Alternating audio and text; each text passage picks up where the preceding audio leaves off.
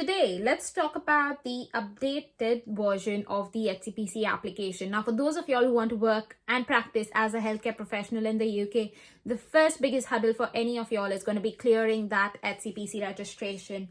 Now, remember, HCPC governs 15 professions in the UK, most of which are allied health professions. And if you don't know much about it and are concerned about whether you are governed by the HCPC or no, I'll leave the link for the profession it governs in the description below. So don't forget to check that out to know for sure. But for those of you who haven't already followed me on Instagram, my handle is Physiotherapy in UK. Do make sure that you follow me there because I issue daily updates about life in the UK, landing those interviews and cracking them so that you can come and work in the UK as a healthcare professional. But let's get right into today's content, which is talking about the updates by HCPC. So the major update, which I've already made a video about, is the updated course information form. Now, for those of y'all who are confused about what is the updated course information form and how do you fill it, the answer to it will be found in this video, where you will find all of the details and all of the content that needs to go in the course information form for yourselves. So if you haven't already given it a watch, please go ahead and do so. And remember that if you are making an application from the 1st of September onwards, if you try to submit an application with the old form after the 1st of September, HCPC might get back in touch with you saying that they have not accepted the form, or they might even reject your application. So please be careful about this, guys. Now, once that we've wrapped the biggest update, let's come to the second update, which I think is equally as important, if not more. The second update is that HCPC has updated its standards. Now, for those of you all who are unaware, the 15 professions that HCPC governs has about 15 major standards that every registrant and every person who's even registered in the UK but is working right now needs to fulfill in order to maintain their HCPC registration. Now, again, these standards will be applicable from the 1st of September onwards. So for those of you all who are making these applications from the 1st of September onwards, please be mindful about these standards before you make your application.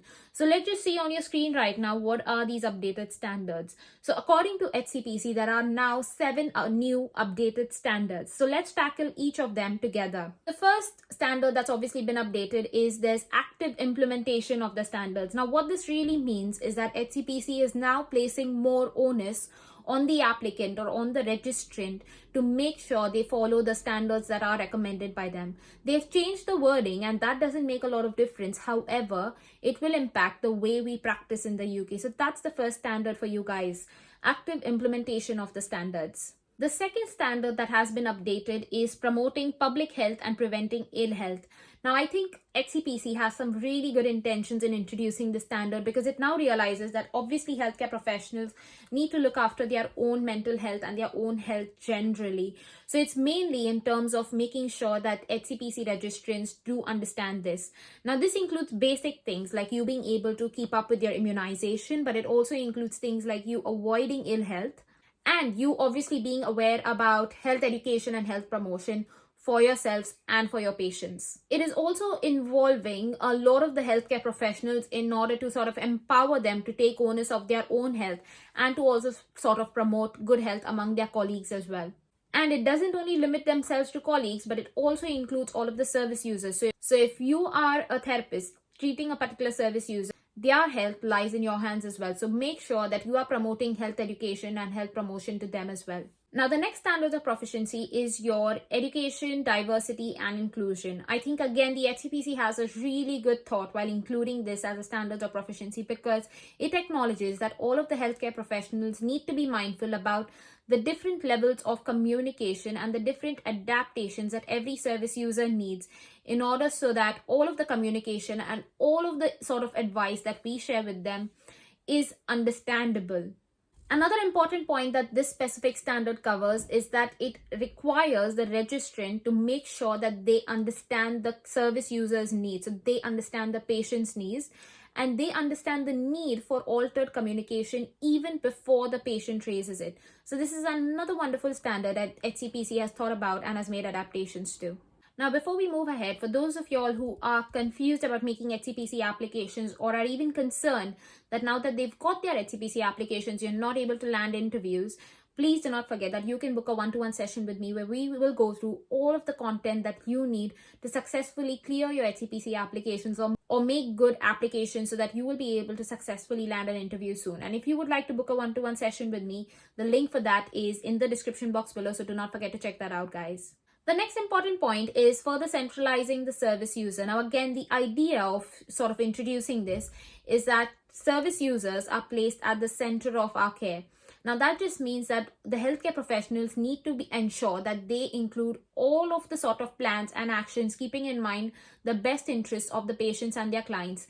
And if a particular patient or a client is unable to make a decision for themselves, either because of certain health concerns or disability, you have to make an active effort to introduce those sort of plans and those sort of choice or decision making opportunities to the clients' families or maybe their representatives. So this is another update by the HCPC that you need to be aware about when you make your HCPC application after the 1st of September.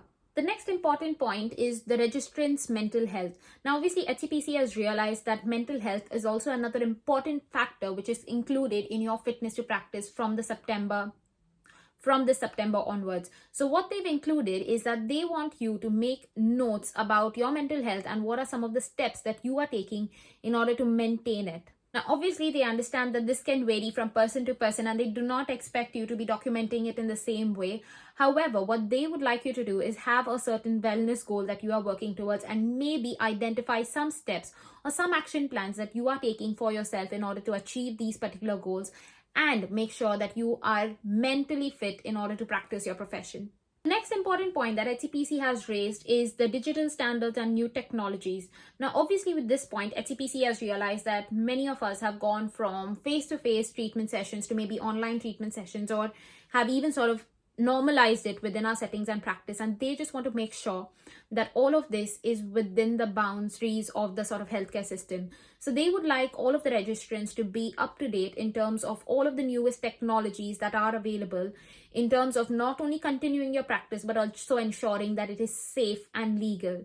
It also includes digital record keeping, and what HCPC also encourages is that you are able to identify that there is a need for certain change or certain learning outcomes for yourself. Last point that HCPC highlights is the need for leadership. Now, HCPC has realized that obviously leadership is not only needed to be demonstrated by band 6s, band 7s, band 8s, but it can also start at a lower level, whether you're a student, you're an intern, or even a band 5. And now that HCPC realizes this, it wants all of the registrants to be more mindful about the skills, qualities, and attributes of a good leader and try and implement those at whatever level you might be within your registration or within your journey to be a professional in the UK. That's it for today's video, guys. I hope that gave you some more clarity on what are the updated standards for HCPC, and if you want any more information about them, do not forget to check the link in the description box below, because I've given you a link directly to the HCPC website for you to gain more information. But I hope you found that useful, and if you did, do not forget to give this a like and a thumbs up, guys. Take care. Bye.